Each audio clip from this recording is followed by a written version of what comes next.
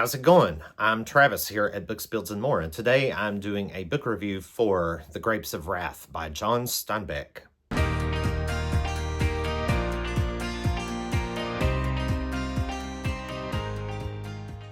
This book was part of my Jurassic Reading Challenge project that I'm partaking in this year, and this month was the month of March was Stegosaurus month, and the prompt was based on a theme of family. So I wanted to use this one because the story focuses on this family from Oklahoma during the Great Depression who are kind of forced to leave their home and travel west in search of a better life.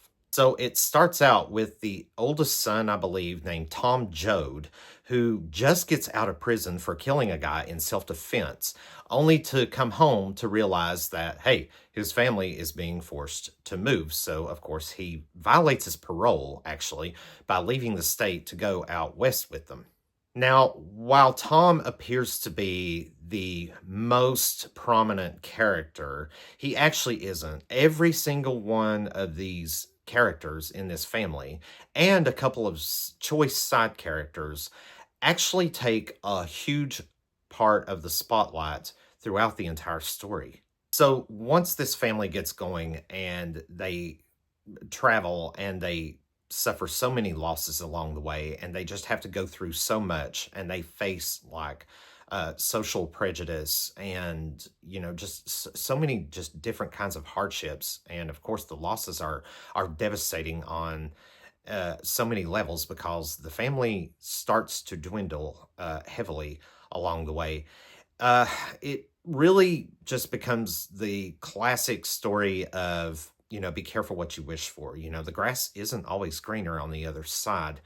And, it was set because it was set in the Great Depression.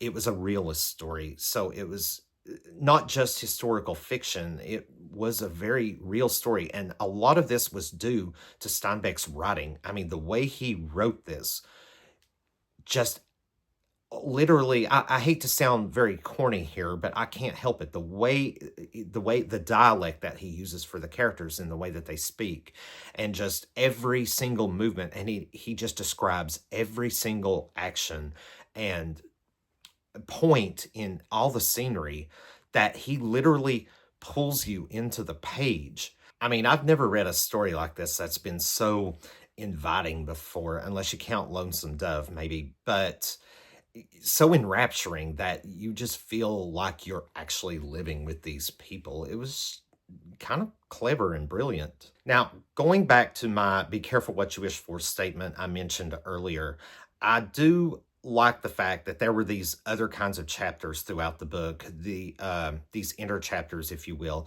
and these were chapters that took away from the strict focus of the Joad family and all these other characters that were, connected to it, to kind of give an overall spectrum, kind of an omniscient perspective of how the Great Depression was affecting everybody socially, politically, economically at the time, and the changes that people were going through and that the Depression caused. So it kind of leads me to the fact that I was thinking while reading this, okay, these people made choices. And the name of the game is survival here, of course. So, but were they actually forced? Because I did say that earlier. I did say the family was kind of forced, but were they really? Well, if they want to survive, then yes. But at the same time, could they have survived if they'd stayed? We'll never know, especially given all the hardships that they go through to get to the end where they ultimately ended up, which was kind of a down note. But more on that in a second, because there were other characters in this book that made the choice to stay behind and not seek something better out of fear, because they're just, used, it's their home, which is understandable, of course. And were they forced? So yeah, I think there was to an extent. Yeah, they were forced to make the choice, but ultimately it was a choice. Just like Tom chose to go with the family, even knowing he was going to be violating his parole. And I want to stop and say there's something very interesting about Tom's time in jail here. He talks about it not too frequently, but he does mention certain things about his time in prison. And one thing in particular struck me about this that kind of relates to the rest of the story is the fact that he tells somebody, another character at one point, a tale of another inmate that was in jail that Tom knew, who got out of prison, but then he did something to get back in because prison was better.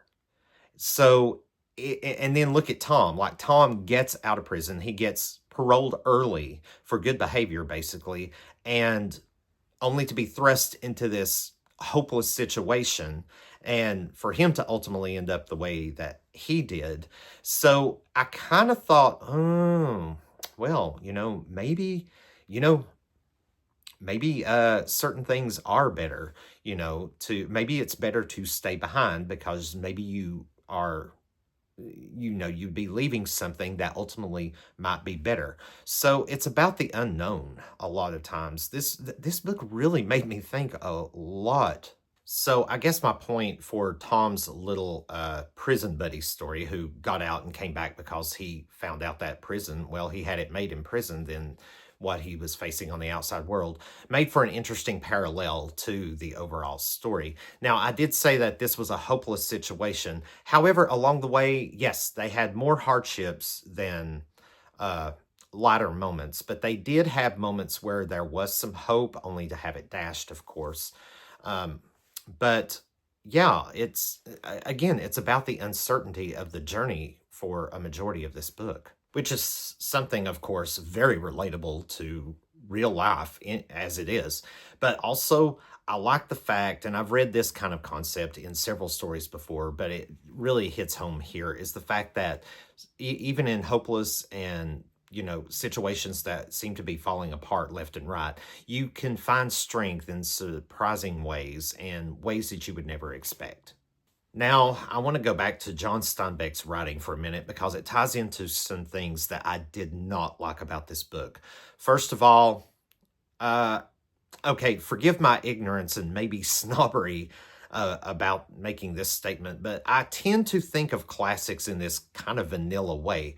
And what I mean by that is the fact that Steinbeck, while his writing was very good in detail and explaining everything and drawing you into the story, it also had its negativity for me as well. First of all, mostly in the form of the religious exclamations, particularly taking the Lord's name in vain severely and almost seemingly on almost every single page. I did not care for that at all.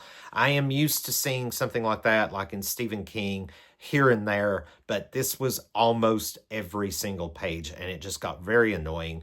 But I also was kind of shocked at the boldness and the unapologetic way the writing was in this story. But again, it was about keeping it real. Also, there were moments where I felt like there were certain sections that I just felt were slow burn, and it took such a slog to get through. So that kind of dragged it down for me a little bit as well. Also, the ending. I'm not quite sure what to make of that ending. On the one point, I'm just like, that's it. Like, that's where it ends. But trying to keep in mind of what the overall story is trying to convey, I had to keep in mind, okay, well, that's it. And it was kind of depressing because it made me think, okay, so that's how it's always going to be for these people. That's the way that's just the way it is. But it also, that last, very literal last scene was just kind of, the way it was worded was just kind of creepy and disturbing in a little way. Not to mention what was actually going on. I mean, I understood the survival aspect of it, of course. So I'm trying to look at the hard hittingness of it, I guess, for lack of a better word, of what the significance of that is. I mean, again, the tale is about survival and what you would do to survive. But there was a character that said something very significant about how you can always depend on the poor and not the rich to help. However, I found that statement to be a little controversial, in my opinion, because in this book, nowhere in here does it suggest that there are more like heroic people or good people that come from the poor classes than there are the upper classes, because I would say that there were moments in this book there had people in upper classes that did show a modicum of kindness to those in need and less fortunate. And basically, it's like a balance. I thought there was a balance in this book. You have an equal measure of good people in both classes as well as bad people in both classes. So, yeah, I found a little bit of controversy in this character making that statement, despite the ending being the way that it was, as just one example, though. Still, I'm giving this book 4 stars. I mean, I had to. It's just, it's a very compelling read, and it really, I think, hits home today as much as it probably did back in the time that it was written. I mean, it's just a very captivating story. And I'm just going to throw this out there, just a quick FYI. This had no effect on my rating or anything. It's just a little bitty reminder that the concept of this story reminded me of that old game, The Oregon Trail.